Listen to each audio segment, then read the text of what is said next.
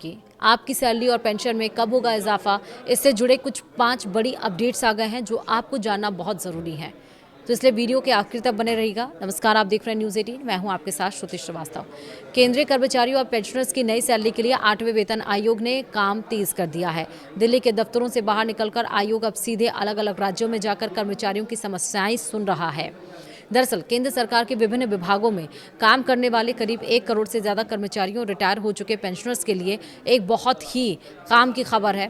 हर महीने बैंक खाते में आने वाली सैलरी और पेंशन में बढ़ोतरी का जो इंतजार आप लोग कर रहे थे, वह प्रक्रिया अब तेजी से आगे बढ़ रही है। 8वें वेतन आयोग यानी 8th पे कमीशन से जुड़ी कार्यवाही ने अब पूरी तरह से रफ्तार पकड़ ली है। जस्टिस रंजना प्रकाश देसाई की अध्यक्षता में बना यह आयोग अब फाइलों से निकलकर जमीनी स्तर पर काम कर रहा है। देश के अलग अलग राज्यों और केंद्र शासित प्रदेशों में कर्मचारी यूनियन और पेंशनर्स के गुटों के साथ आयोग की अहम बैठकें लगातार जारी हैं। अगर आप भी इस बात को लेकर उत्सुक हैं कि नया पे स्ट्रक्चर कैसा होगा, बेसिक सैलरी कितनी बढ़ेगी और पेंशन का रिवीजन किस तरह से किया जाएगा, तो 8वें वेतन आयोग की तरफ से आ रहे इन 5 सबसे जरूरी अपडेट्स को जानना आपके लिए बेहद जरूरी है। सबसे पहले तो बता दें कि वेतन आयोग का काम सिर्फ दिल्ली के दफ्तरों में बैठकर नहीं हो रहा है। फिलहाल यह आयोग अपने परामर्श और विश्लेषण वाले बेहद अहम दौरे से गुजर रहा है। इसका सीधा मतलब यह है कि आयोग के सदस्य अलग अलग राज्यों में जाकर वहां के कर्मचारियों और उनकी यूनियनों की दिक्कतें सुन रहे हैं। दक्षिण भारत में चेन्नई यानी तमिलनाडु के भीतर 7 और 8 सितंबर को महत्वपूर्ण परामर्श बैठकें रखी गई हैं। इसके ठीक बाद 9 सितंबर को पुडुचेरी में भी सुनवाई का समय तय किया गया है।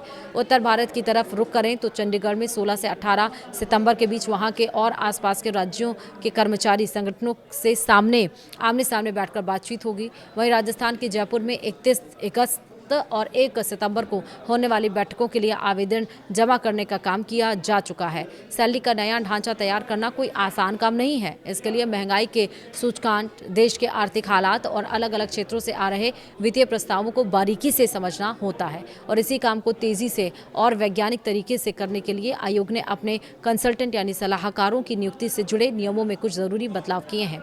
इन विशेषज्ञों की मदद से जो रिपोर्ट तैयार होगी वह पूरी तरह से सटीक और ठोस आंकड़ों पर आधारित होगी।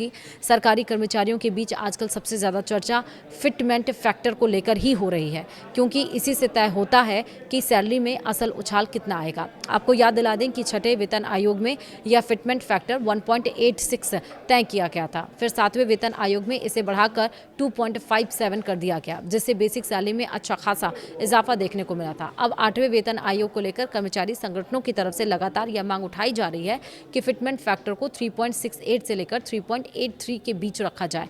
हालांकि यहां यह साफ कर देना जरूरी है कि अभी तक आयोग की तरफ से न्यूनतम वेतन, फिटमेंट फैक्टर या नई पेंशन को लेकर कोई भी आधिकारिक घोषणा नहीं की गई है। आखिरी फैसला आयोग की पूरी रिपोर्ट और उसके बाद सरकार की मंजूरी पर ही निर्भर करेगा। इस बार वेतन आयोग की यह साफ मंशा है कि पूरी प्रक्रिया एकदम लोकतांत्रिक और पारदर्शी रहे। कोई भी फैसला सिर्फ बंद कमरों में लेने के बजाय आयोग हर विभाग के कर्मचारी प्रतिनिधियों, स्थानीय परिसंघों और पेंशनर एसोसिएशन को पूरा मौका दे रहा है। लोग अपनी समस्याएं और सुझाव लिखित रूप में या फिर बैठकों में मौखिक तौर पर सीधे आयोग के सामने उठा सकते हैं। तय समय सीमा के मुताबिक